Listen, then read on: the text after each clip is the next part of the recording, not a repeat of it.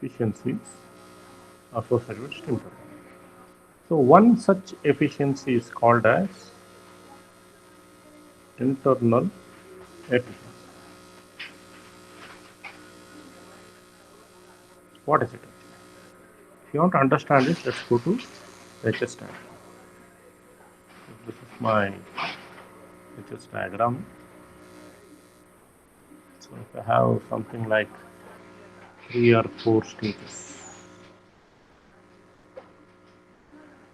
okay. So I have 3 stages, and this is my P1, P2, P3, P4, and if you put this is my isentropic expansion 1, and I have an actual expansion which will be going like this. Okay, and we saw the reheat factor. So these are the isentropic expansions. If I give some name 1, 2, 3, 4, okay, and if I call this as 2 dash, okay, if I call this as 3 dash, this as 4 dash, this I can call 3 double dash, 4 double dash. Now, yesterday we have defined what is the reheat factor. The reheat factor is nothing but what is the sum of all the individual isentropic expansions. That is delta, that we call it as delta H. Delta H, that is your all the isentropic individual to the single stage isentropic. This is my reheat factor. Okay. Now, if I multiply, what is your delta H isentropic? It is the product of reheat factor into delta H single stage isentropic process. Now, there is something called as isentropic, that is your internal efficiency, which is the ratio of your internal work done. What is this actually? Internal work done means, let me call that as delta Hi to your single stage isentropic work done. Okay. What is it actually? If I take 1 to 2, 2 to 3, 3 to 4, see all the actual expansions, actual expansions. So if I try to write it in terms of this thing, so this will be sum of all. This will be delta H 1 to 2 plus delta H 2 to 3 plus delta H 3 to 4, okay, divided by the one what we have is actually delta H 1 2 4 double dash. Okay, that means along whatever I move along the all these points. At any given point, if I want to draw, say for example, if I try an horizontal line like this, if I try to put an horizontal line, and if I try to join this, all these points, if I try to join this, I'll get some kind of a local point actually. I'm going to get it actually. Now, you have delta H12, this is actual. 2 to 3 is actual. 3 to 4 is actual. If I combine everything, I'll be getting it. So delta Hi is equal to, what is your stage efficiency? If I look at the stage efficiency, what is it actually? Already we have defined.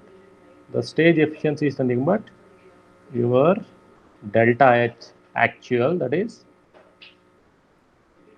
divided by delta H 1 to 2 dash. Okay, 1 to 2 dash. Similarly, delta H 2 3 divided by delta H 2 to 3 dash. Then delta H 3 4 2 delta H 3 4 dash I can have, so on. Now if I try to do a cross multiplication, and if I try to, what is the denominator?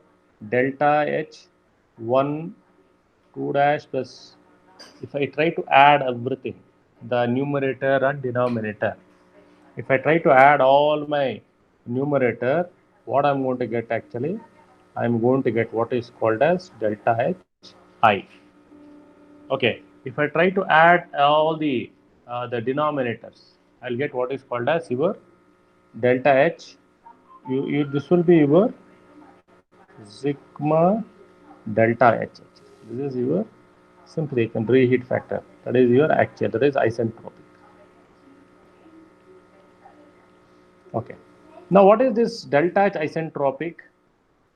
This I can write it as reheat factor into delta H isentropic single stage. Okay. Now when I speak of the efficiency, when I speak of this efficiency,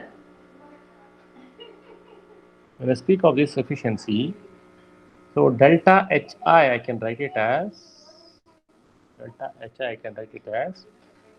the reheat factor, fine, into your stage efficiency into delta H isentropic for a single stage. Okay. If I call this as some equation 1, if I call this as 1, this as 2, let me call this as 3. Now what I'm going to do actually, I'll put this delta Hi here. If I try to put delta Hi over here, that is this one, in the equation, in this equation, what will be my internal efficiency? My internal efficiency will be equal to the reheat factor into your stage efficiency into delta H isentropic single stage divided by delta H isentropic single stage, or I'll be getting my internal efficiency is equal to a reheat factor multiplied by stage efficiency. So why this particular thing is so important? Now, when I speak of internal efficiency, this is the actual. Now, when I speak of this one, this is the stage efficiency which is fixed for any given stage. This is very much important when you are designing. Now, the reheat factor, it depends on the steam quality. So if I go for a steam quality to be of superheated condition, or if it is of some kind of an dry steam condition, okay, if it is a dry steam, it is of superheated condition, I'll be getting this kind of efficiency. So internal efficiency depends on your reheat factor and also depends on your design, that is your stage efficiency. Just one type of efficiency, what we can look at. And we do have the second one, which we call it as the isentropic efficiency.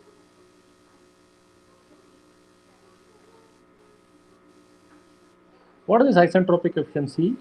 It is the ratio of actual heat drop to isentropic heat drop. Okay. Is this isentropic efficiency same as your internal efficiency? Yes. Under what condition? So this is your isentropic efficiency is equal to the actual divided by isentropic. Already we have seen this isentropic efficiency. Your isentropic efficiency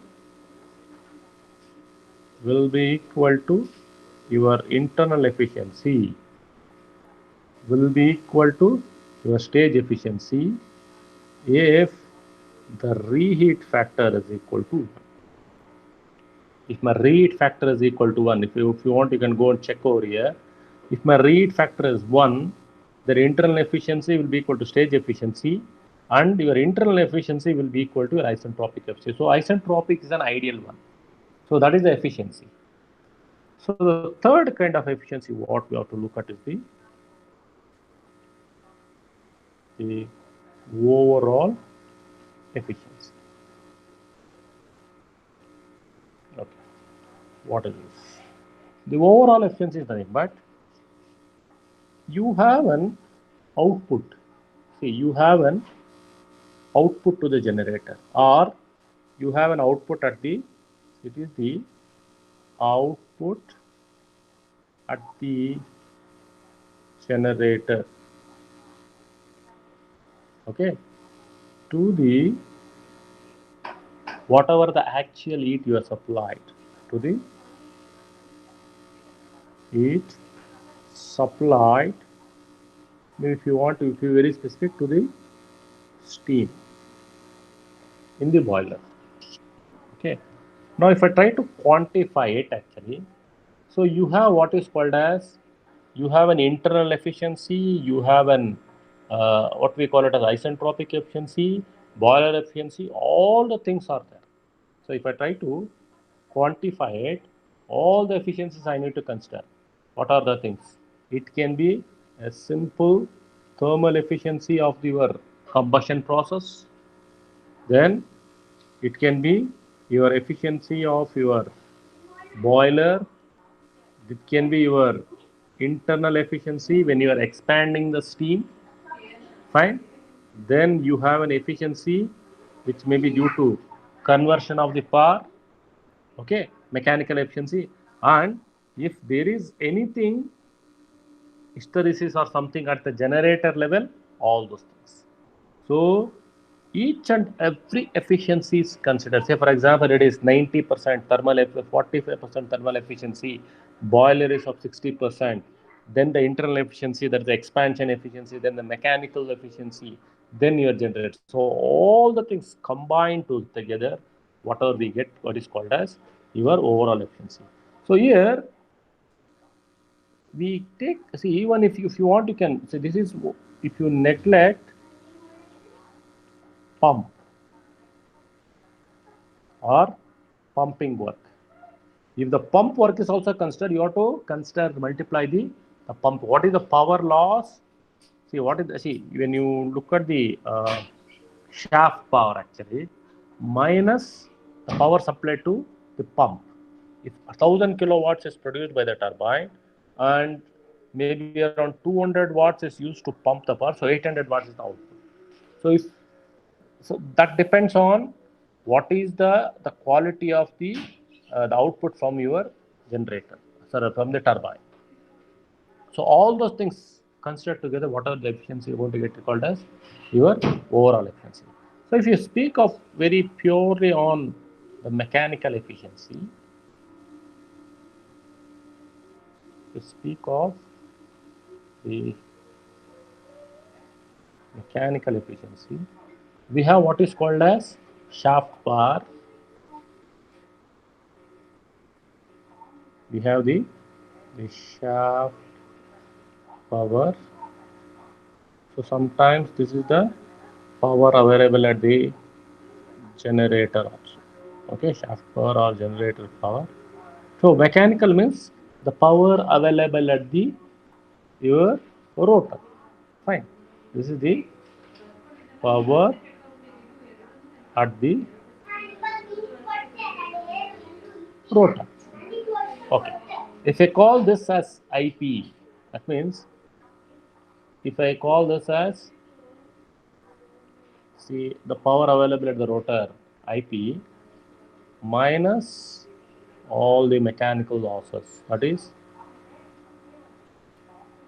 divided by your power available at the rotor. This is my mechanical efficiency.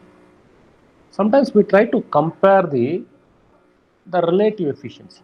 We have what is called as, whenever speak of thermal, we have what is called as the relative efficiency.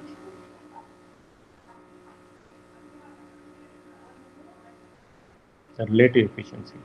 So what is this actually? The relative efficiency is nothing but it is the efficiency what we get from the output. See, we do have a Rankine cycle, whatever it may be, or we have the efficiency based on the work. So this is nothing but what is the actual efficiency to the ideal Rankine efficiency.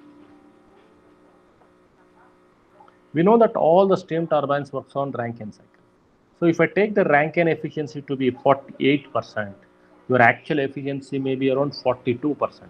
So 0.42 by 0.48 will be your relative efficiency. That means maybe around 85%. So I'm able to relatively, when I compare to the ideal Rankine cycle, I'm getting is the efficiency. And maybe the last efficiency what we have is the generator. So from the overall efficiency, whatever I told, no, all the things. Maybe you could look at the boiler efficiency, all your generator efficiency. So we have the generator efficiency.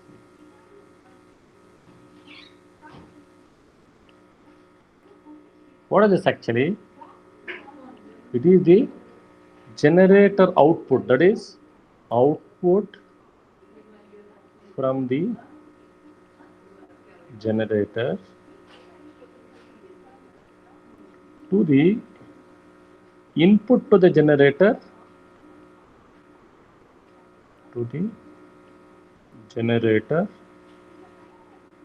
or this is also your shaft power. I'm giving the shaft after your mechanical losses, some power is going to your generator. So that is it actually. So how much of this particular quantity the generator is able to convert is called your generator. Now, if you look at the overall, see you have an electrical efficiency or something. If you look at it, electrical efficiency, if you look at it, what is it actually? It is nothing but it's the product of all those things. If I speak of what is the capacity to get your electrical energy, okay, so then your electrical efficiency depends on how much of your steam you're able to convert, that is internal efficiency, how much you can have the mechanical thing, then how much you have your generator. So all the product of it you'll get only. So electrical efficiency is also a part of your overall efficiency. Then we have to look at the what are the losses in the steam turbine. If you look at the losses in the steam turbine, we do have different types of losses. Maybe you may be having some kind of losses between your bearings or your coupling or your shaft, all the things. One related to all your mechanical moving parts, and other related to all the fluid conversions. We have losses between the due to mechanical or some other effect. You have losses, all the losses with respect to all your steam conversions. So combined together, whatever we are going to get to is called your shaft power. So when I speak of losses,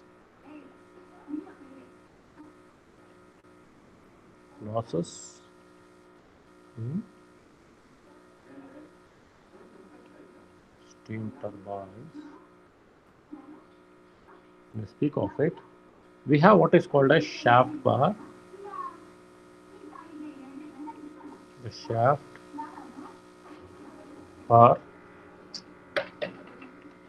bar, which is equal to whatever I'm going to get with respect to my rotor power minus all the losses. So this losses include your mechanical as well as your the fluid conversion. Okay, even it includes your generator, everything. So all those things. So this is for a single stage or whatever it is. Even if a multi-stage, whatever it could be, this particular thing will be continued. Okay. Now let us look at one numerical. Let us look at one numerical. So based on the enthalpies. So you should be able to what is the work done due to bleeding, all those things. We look into that. Let's do one numerical.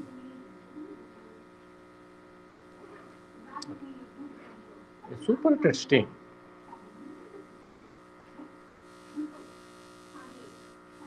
Okay. Superheated steam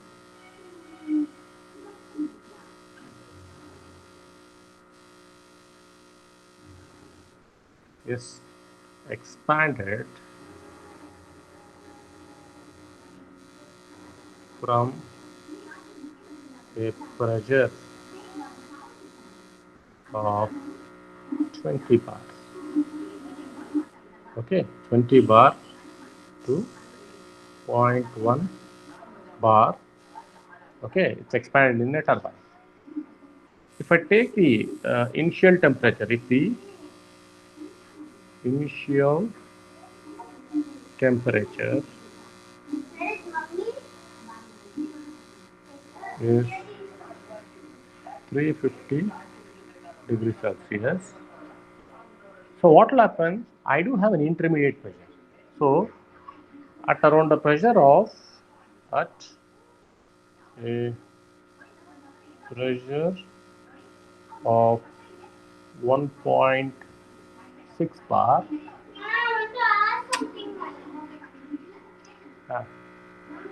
the steam is at around 1.6 bar. The steam is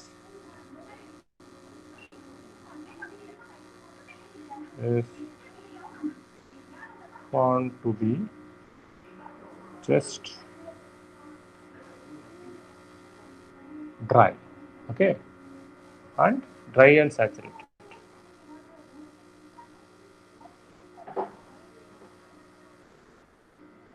Okay, and then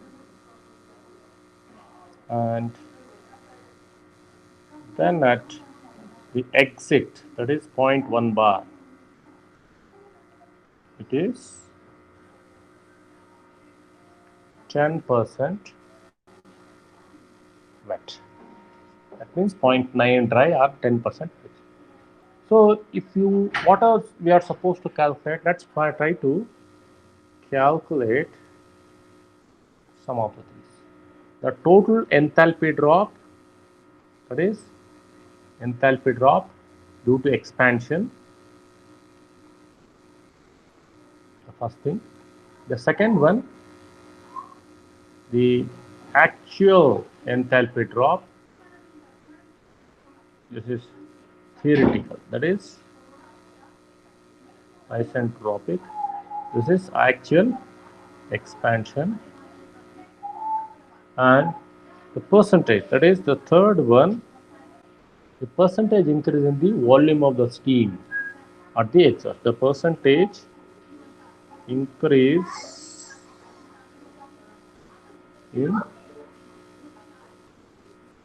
volume of steam at exit. These are the things which we are supposed to calculate.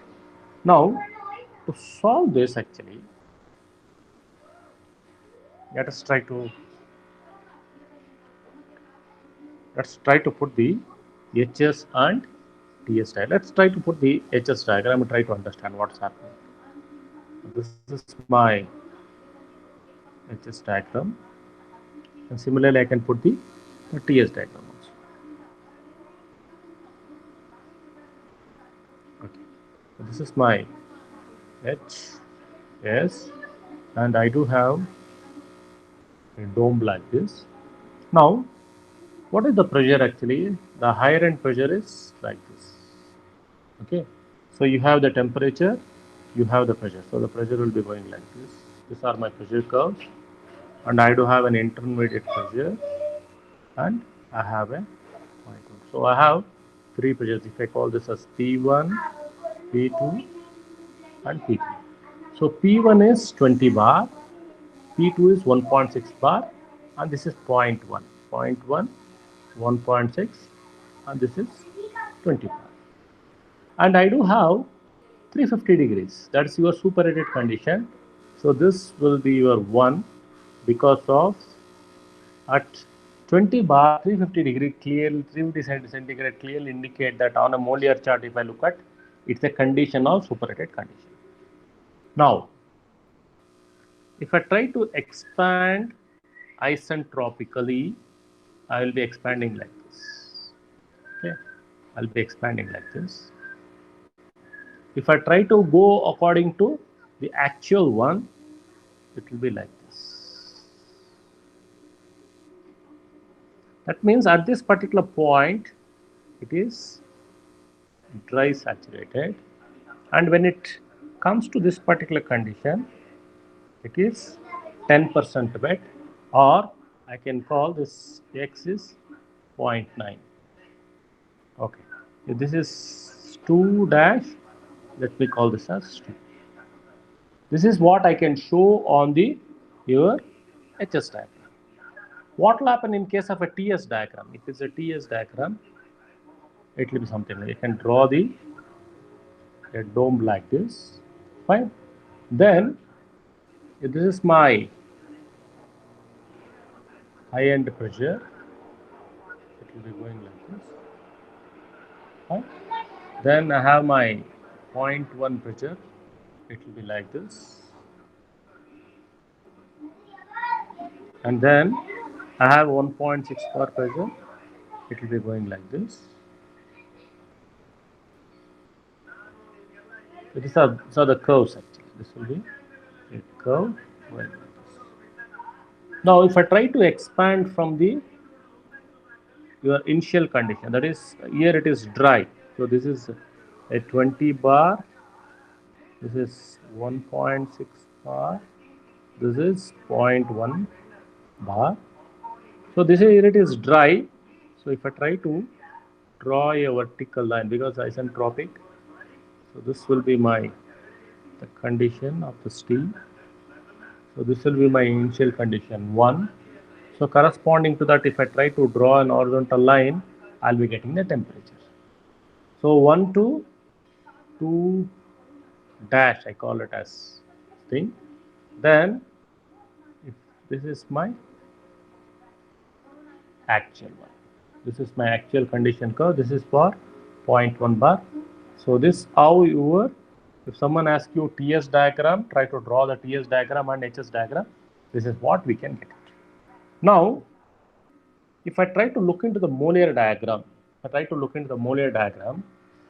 corresponding to the point 20 bar and 350 degrees Celsius. So, from the Mollier chart at the condition 1, at 1, H1 is around 3130 kilojoules per kg. So similarly, H2 dash, so this particular point, so this is the condition. Draw an horizontal line, we'll be getting H1, draw an horizontal line, we'll be getting H2 dash, draw an horizontal line, we'll be getting H2. So this is your H1, H2, H2 dash. So H2 dash is 2200 kilojoules per kg, and H2 is around 2350 kilojoules per kg. You can verify it. Now, what is the value of X2? See, your X2 and X2 dash, whatever it be. So your X2 is, if you want to find X2 dash is something, but you have to, if you want to find X2 dash, what I need to do? It's an isentropic process. You try to take the entropy, see how to find, see, you have to find X2 dash. If you want to calculate, it's around, it will be less than 0.9, it's around 0.84. How to calculate X2 dash? So entropy at 1 is equal to entropy at 2 dash. So if you look into the entropy at 1, you can get it from your molar molar chart or from your steam tables. So S1 is equal to, this is your SF 2 dash plus X2 dash into SFG, sorry, SG minus SFG. That is SG minus SF dash. If you do this, you will be getting your S2. You will be getting your S2 because along this line that is from this point to this point, your entropy is constant. I can equate, I will be getting your X2 dash is around 0.84. Now, what is your isentropic expansion? That is delta H isentropic is equal to H1 minus H2 dash. That is 3130 minus 2200. So I'm getting around 970.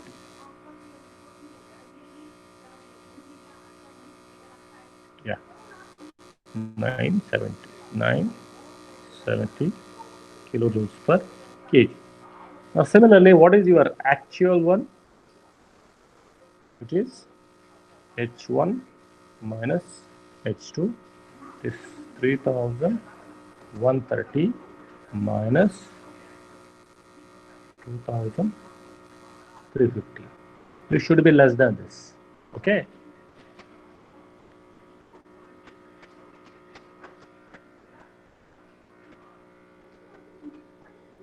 Now, if you look at this, you should get it from your molar chart, or you can get it from your steam tables. If you use your steam tables, it will be more accurate. Okay, this is around 780 kilojoules per kg. Now, if I want to find the specific volumes, the specific volumes. So, if I want to find the specific volume at V2 dash, this will be X2 dash into your specific volume at your V2 dash, that is V2 dash into whatever you want to get, X2 dash into, yeah. So you have to get it with respect to Vs, that is Vg. So corresponding to that particular 2 point, you get the directly in case of molar chart, directly you get it.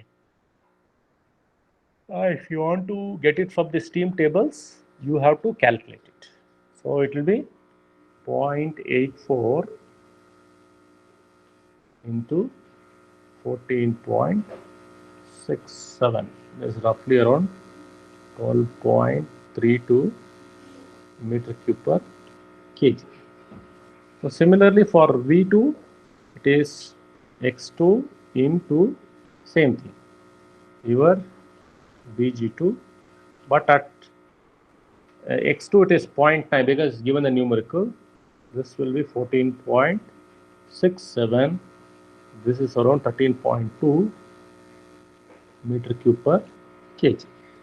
So now, what is the percentage of, you see, as I've been telling you that when I try to expand the steam, so when the steam goes down, that is when the pressure drops actually, your specific volume keeps increasing. That's the indication. So it was less and here it is more. So there is a percentage increase in specific volume. What it will be? This will be your V2 minus V2 dash divided by V2 dash. So that is 13.2 minus 12.32 divided by 12.32. If I try to calculate, I'm getting roughly around 7.1%. This is the increase, percentage increase in the specific volume.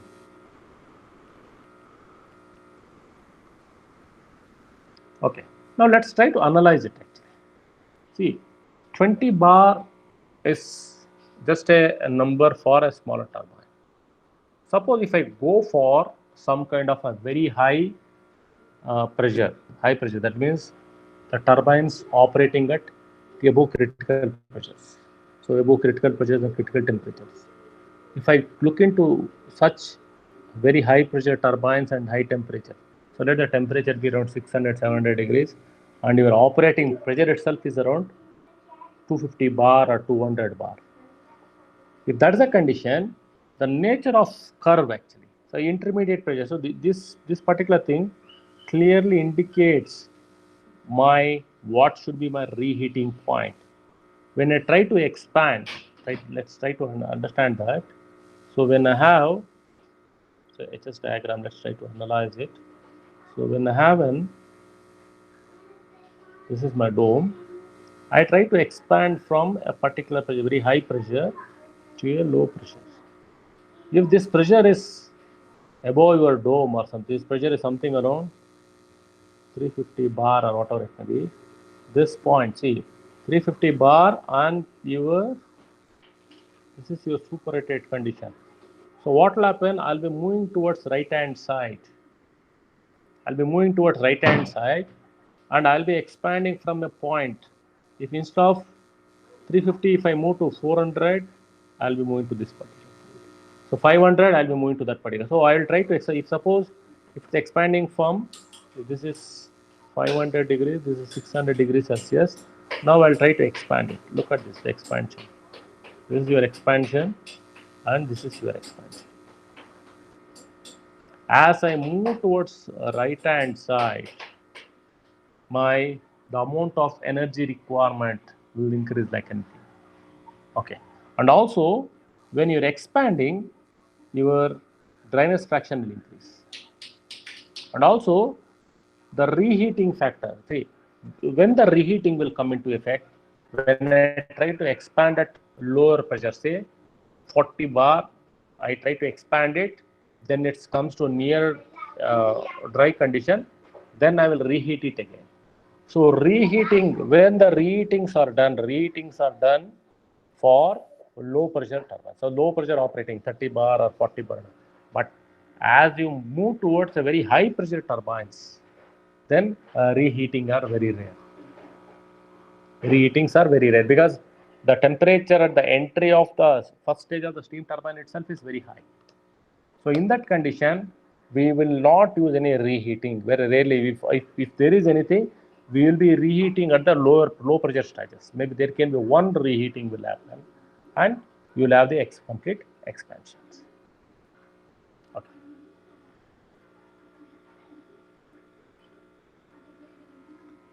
So there is one particular problem. You can look into that in R. Yadav. So that is with respect to what we have, what is called as expansion. Okay, I'll tell you what that problem number is 12.4.